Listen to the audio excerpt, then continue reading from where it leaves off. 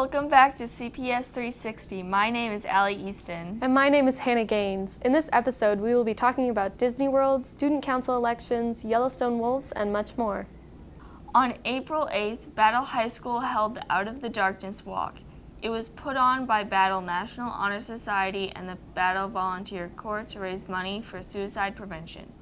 Each student who raised $20 or more got to be excused from one of their classes to walk around the track. The club or team that raised the most money overall got a catered meal.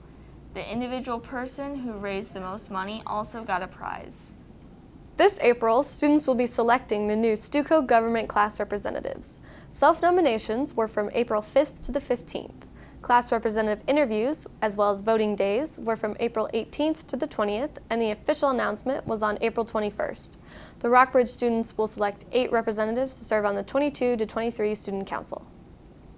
Next up is Allie Weaver, who is featuring the Molly's Miles 5K and 10K fundraiser. On Saturday, April 30th, the Thin Blue Line community came together and participated in the 6th annual Molly's Miles Run.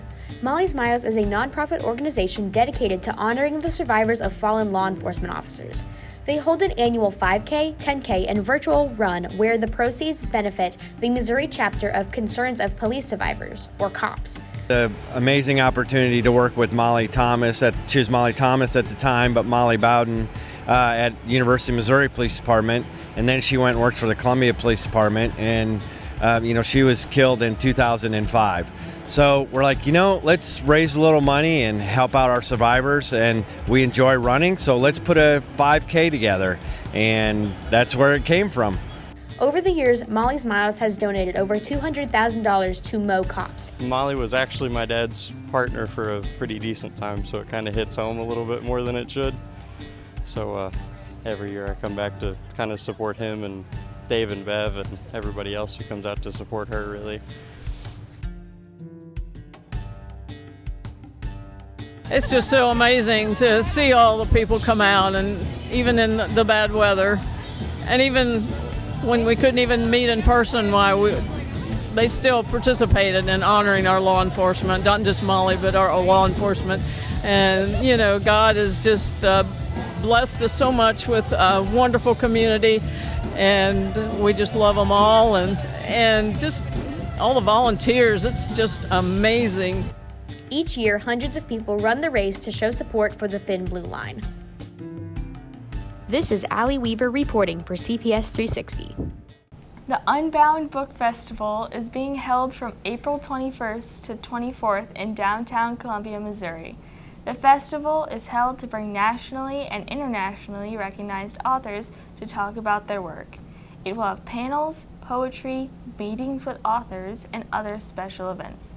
The keynote speakers of 2022 are Min Lay and Jerry Kraft. Earlier this week, we talked with some upperclassmen students about their plans for the end of the semester. We asked them about their college plans and if they're deciding to stay or go out of state.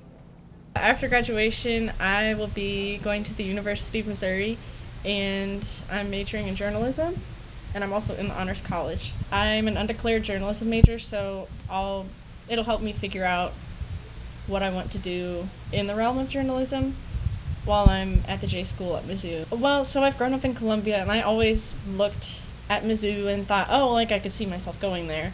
And then as I got into high school, the idea of going away for college was something that was really appealing. But then I thought about it realistically. It's a lot more affordable paying for in-state tuition rather than going to another school. And it's like the best journalism school around, essentially, so it just makes the most sense to stay. I'm going to Emerson College in Boston to study film production. I'm going out of state because really, if I want to make it in the film industry, you have to make connections, and the best way to do that is at the top. Emerson is a top 10 film school, and so I was looking to branch out and go to one of the places that can get me the best job security. Upon graduation, I'm going to be attending Southwest Baptist University in Bolivar, Missouri, so about 2.5 hours south of here, and I am majoring in mass communications / broadcast journalism. Tuition is a lot cheaper if you are in-state. It's also a lot closer to all my friends and family here in Columbia. After the school year, I plan on moving up to Washington with my family, where I'm going to start a new high school. And that high school has less graduation credits than this high school. So what I'm able to do is I'm going to be able to graduate early at that high school, and then I'm going to start taking like community college courses just to gain credits and whatnot for my future. Well, community colleges are pretty easy, and I'm just going to need to fill time for my senior year until I go to like an actual college after senior year. My plans are to go to the University of Missouri State down in Springfield. And attend 4 years of college there. It's cheaper than Mizzou too, so there's that. I mean, Arkansas, I think I could get in-state tuition there, but I don't want to go to Arkansas. I don't like them. I plan on going into sports marketing with a minor of communications. Get in the back. I'm not completely sure yet, but I have been looking at a few colleges. Initially, I thought I wanted to stay here, but it's looking like I will probably end up moving away. Probably for something in communications. Initially, I just wanted to stay here because I liked Columbia, but I had a few friends who have gone to various colleges or had people that they knew go to colleges, and so I started looking them up, and some of them just looked really cool and had good scholarship opportunities, and so I felt like I would be able to still pay for it with those scholarships. The University of Missouri, along with the National Science Foundation, has developed a full-day camp that allowed students to participate in hands-on experiments. They also got to tour state-of-the-art labs involving heat transfers and fluid mechanics while learning about the College of Engineering. Along with touring the labs, the students also got to create custom parts through computer-aided design and got to 3D print them. Over this past winter, 25 of the wolves from Yellowstone National Park were killed. That is about 20% of the wolf population, bringing the number of wolves to somewhere in the 80s. This happened because while hunting inside the park is illegal, if an animal crosses into an area outside of the park, people only have to follow state hunting laws. This has brought up concerns about the research that has been done on the wolves since the 90s when they were reintroduced to the area.